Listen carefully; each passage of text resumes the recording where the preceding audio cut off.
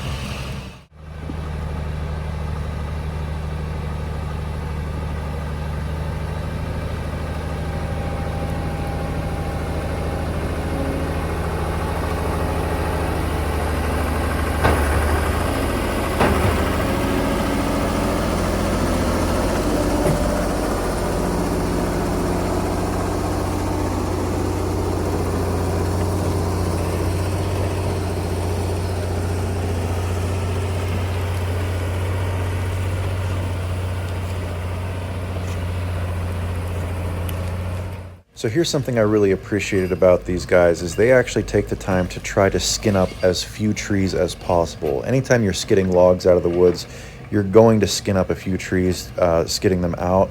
But they actually, as much as they could, tried to use the excavator to steer these logs around the trees to save them from getting skinned up.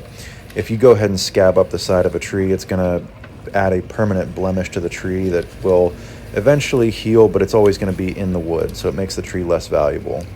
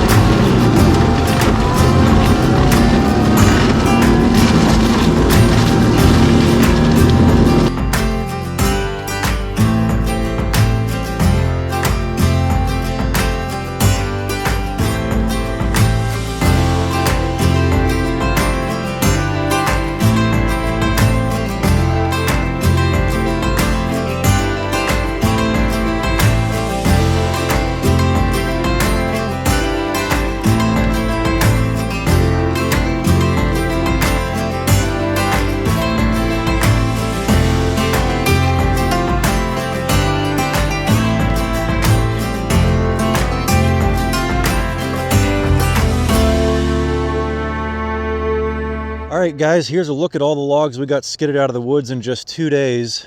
This pile would have been a little bit bigger, except we did lose the skidder. It blew a hydraulic pump, so they're ordering a new pump for it, and they're going to replace that on Monday. But you can see there's a lot of dead cherry trees in here that they took out, a couple of red oak trees, a lot of beech. One of the biggest things we're trying to get rid of is a lot of the beech, a lot of the quaking aspen out of the woods. And we'll go up and show you. There's a couple areas where there was nothing but a nice little grove of beech trees. And that's what all of this is here. And it's pretty bare up there where we took all the beech out. So yeah, just because the skidder went down doesn't mean they quit working. You can see they still were cutting and piling up logs for when the skidder comes back online. But this is that section I was telling you about that was all beech trees. There was probably about 15 or 20 beech all in this area. Took them all out because we've got some nice hickories, some nice cherries, a couple nice white oak trees up there. And I'm hoping that with this all cleared out, those will drop acorns and seeds and all that, and this will reseed itself with all those more desirable species that we want growing in here. I know opening up the canopy and letting all this light onto the forest floor, it's gonna be brushy for a while. It's gonna get worse before it gets better. But over the course of time, maybe by the time I'm ready to retire, or even my kids, when they're, in their 30s and 40s, if they still keep the property in our family, this will be something that they'll be able to cash in on later on down the road. So another thing I was worried about that turned out to be a non-issue is what kind of damage to our trail system was that skidder gonna do. And honestly, it was pretty dry the 2 days that they were here, and it actually ended up grooming the trails nicer than when they got here. Dragging those logs out when the trail's nice and dry is causing no damage. It's actually grooming them, widening them out, and flattening them. So that's actually been a pleasant surprise, is that our trails are better than they were when they got here. Now this was probably the worst section of woods here on our property. A lot of multiple stem trees and a lot of undesirable trees. And we decided not to cut as heavy back in here just because we didn't want to open up the canopy all the way.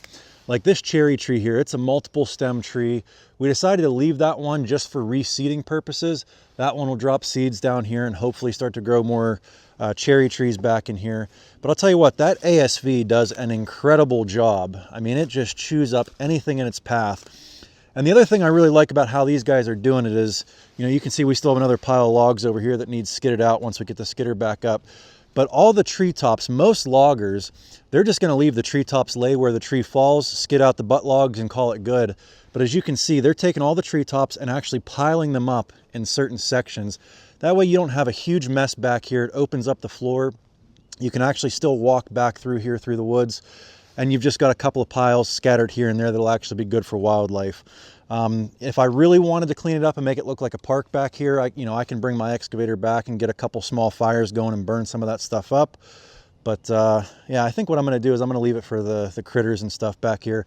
I know it was crazy. The very first day they were back here and started clearing, I came back after they called it quits for the day, and there was 3 or 4 deer walking back through here. They were checking things out and seeing what's going on. So it's definitely not scaring away the wildlife. Yeah, I think they're about halfway done. They got most of this section all cut of all the junk trees. They got it cleared with the ASV. And from what I've been able to see, they have a pretty good system on how they attack something like this. They bring the ASV back with a mulcher, clear all the brush, make some trails that they can get back in there with the saws on foot, cut down all the junk. Then they move on to another section and start cutting, and the excavator comes in behind them and cleans up, piles up all the treetops, piles up all the logs, and then they just keep rinse and repeat, moving on to different sections, doing about a ½ acre at a time. Yeah, as you start to look down through some of the sections they've worked on already, I think you can get an idea of what our goal is for the property. I want to have a farm of telephone pole trees growing back here that, one day I'll either be able to cash in on or my kids will be able to cash in on. And so far what they've done, I'm very impressed. Our woods are starting to look really nice. This whole process really gets you thinking kind of philosophically about time in general. These woods, they take 50, 100, 200 years to develop, and you only get really 1 or 2 shots in your lifetime to do something like this. And it kind of got me thinking about a saying I heard a long time ago. A society grows great when old men plant trees under whose shade they know they shall never sit. And that's kind of what I'm thinking about here with this property and these woods is, we're trying to improve our timber stand. It would be nice if I could cash in on it in my retirement, but the chances of that happening are pretty slim. If anything, it'll be my kids or my great-grandkids, and I'm hoping one day they'll be able to look back at these woods and say, somebody really took the time to do what was right for these woods, and now they'll be able to reap the benefits. If you guys enjoyed this one, give me a big thumbs up, click that subscribe button, and we'll catch you on the next one. Thanks for watching.